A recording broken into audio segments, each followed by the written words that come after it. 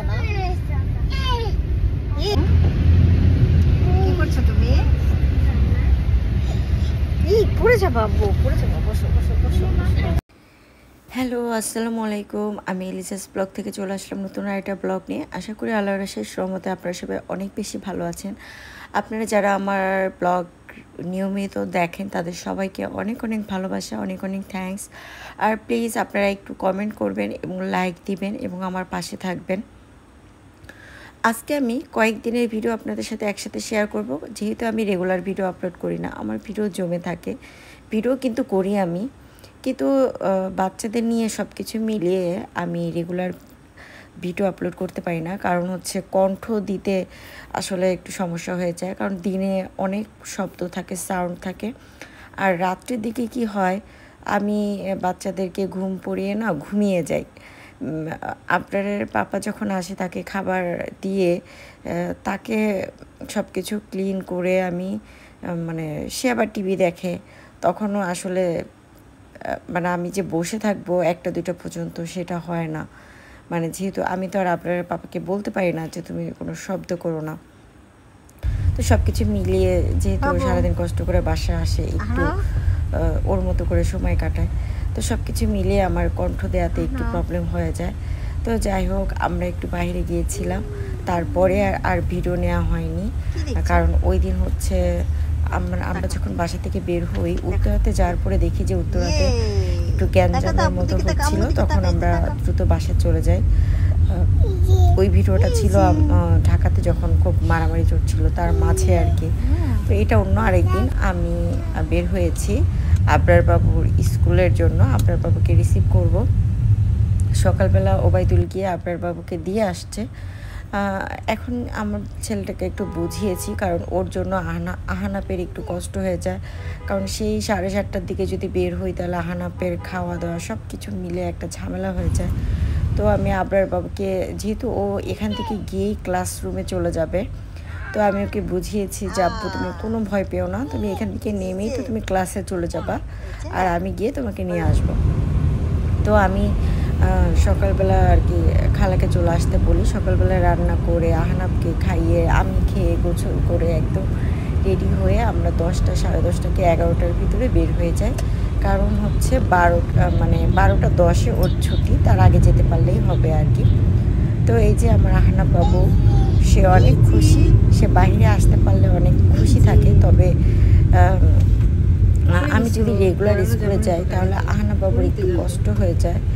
তো এই জন্য আমি চিন্তা করেছি যে সপ্তাহে 1 দিন কি 2 দিন আবরার বাবুকে আনতে যাব। একদিন পর পর একদিন আহনাব বাবুকে একটু রেস্ট দিব, কারণ একটা ছোট বাচ্চা কিন্তু অনেক মানে একটু একটু করে খায়, আর ওকে একটু একটু করে খাওয়াতে হয়, একবারে কিন্তু খায় না।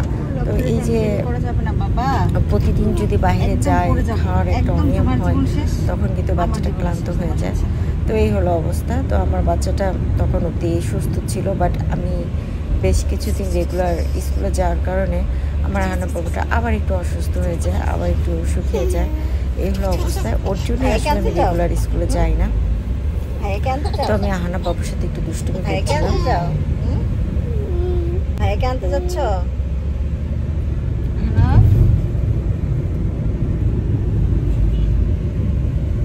ভাইয়াকে আনতে যাচ্ছ?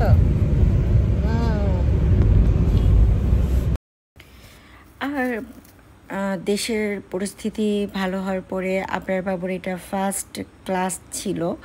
আর ওদের স্কুল কিন্তু জুন জুলাইতে শুরু হয়, তারপরে তো দেশে একটা মানে ছুটি, তারপরে ওদের ছুটি ছিল। তো জুন জুলাই আগস্টের দিকে ওদের ক্লাস হবে, তখন তো দেশের অবস্থা খুবই খারাপ।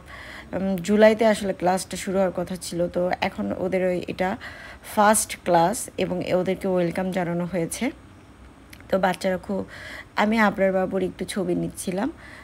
আবরার বাবু অনেক দিন পরে ওর ফ্রেন্ডদের সাথে দেখা হয়েছে এবং ক্লাস করে ও অনেক খুশি, কারণ বাসার ভিতরে ওদের ভালোই লাগে না। আমাকে শুধু বলছিল যে আম্মু কখন আমরা আমার ফ্রেন্ডদের সাথে দেখা করতে পারবো। আর এটা অন্য আরেকদিন আমি আবরার বাবুকে যথারীতি স্কুলে যাচ্ছি আনতে। আমি পরেই যাচ্ছি, আমি একদম গোছল করে রেডি হয়ে বের হয়ে গিয়েছি, আমি আর আহনাব বাবু। তো সেটাই আপনাদের সাথে শেয়ার করলাম। আমি তো বলেছি আগে যে কয়েকদিনের ভিডিও একসাথে শেয়ার করছি।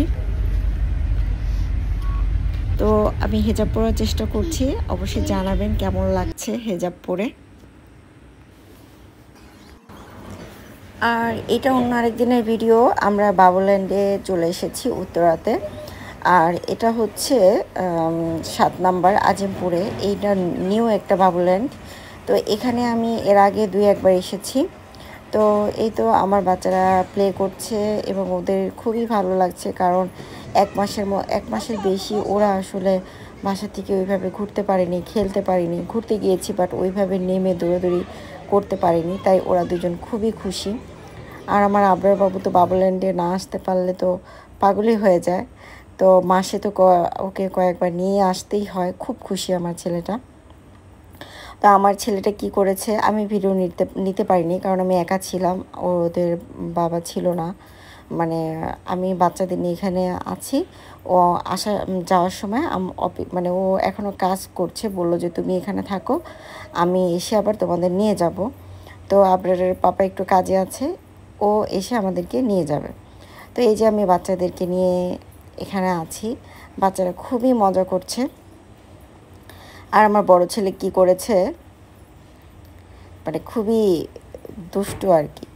মানে আমাকে বলছে যে আম্মু আমার পানির পিপাসা লেগেছে, অনেক ঝাল লাগছে হঠাৎ। তো আমি পানি কিনে দিয়েছি।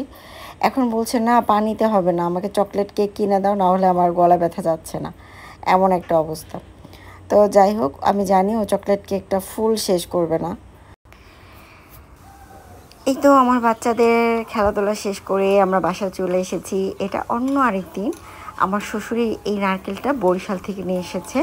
তো খালা আমাকে সুন্দর করে কুড়িয়ে দিয়েছে। এখন আমি এটাকে নাড়ু তৈরি করব। ভালোভাবে আমি এটাকে একটু ভেজে নিচ্ছি, তারপরে চিনির সাথে ভালো করে আর কি ভেজে নিব। তো এই তো আমি আপনাদের সাথে আমার ফুল রেসিপিটা শেয়ার করতে পারিনি। এখন আমার নাড়ু কিন্তু তৈরি হয়ে গিয়েছে, এবার আমি আপনাদের সাথে শেয়ার করব। অবশ্যই জানাবেন যে আমার নাড়ু দেখে আপনাদের কি মনে হচ্ছে, ভালো হয়েছে না খারাপ হয়েছে। তো যাই হোক, এখন আমরা অন্য আরেক দিনের ব্লগ শেয়ার করছি। আমরা এখন একটু আমার মানে কিছুতেই ভালো লাগছে না, তো আমি আপনাদের পাপাকে বললাম যে চলো একটু ফরিদপুরে যাই, আমার আব্বু আম্মুর বাসায় যাই। তো এই তো আমরা গাড়ি নিয়ে বের হয়ে গিয়েছি। আব্বু আম্মুকে খুব দেখতে ইচ্ছা করছে, অনেকদিন যাই না। আর আমি মানে একটা জায়গায় কিন্তু সারাক্ষণ থাকতে ইচ্ছা করে না কারোর সাথে। এখন না এমন হয়েছে, গল্প করতে খুব ভালো লাগে। আর নিজের বাবা মা বোনদের সাথে গল্প করলে বা ফ্রেন্ডের সাথে গল্প করলে কিন্তু কোনো ভয় পেতে হয় না। মানে আমি যা ভুলভাল যে কোনো কথা বলতে পারি, জানি তারা সেটাকে রিয়্যাক্ট করলেও খুব খারাপভাবে রিয়্যাক্ট করবে না। তো যাই হোক, আমি আমার আব্বু আম্মুর বাসায় গিয়ে আমার ছোটো বোন আমাকে বলছে যে আপু তুমি শাড়ি পরো, তোমাকে আমি একটু শ্যুট করে দিই। তো আমাকে শ্যুট করে দিল। তো আমার বোন কিন্তু অনেক সুন্দর ভিডিও এডিট করতে পারে এবং অনেক সুন্দর ছবি তুলতে পারে, আমি আবার অতটা ভালো পারি না। তো এইখানেই আমার ব্লগ শেষ করব। যদি ভালো লেগে থাকে আমার পাশে থাকবেন, আমাকে সাপোর্ট করবেন। আল্লাহ হাফেজ।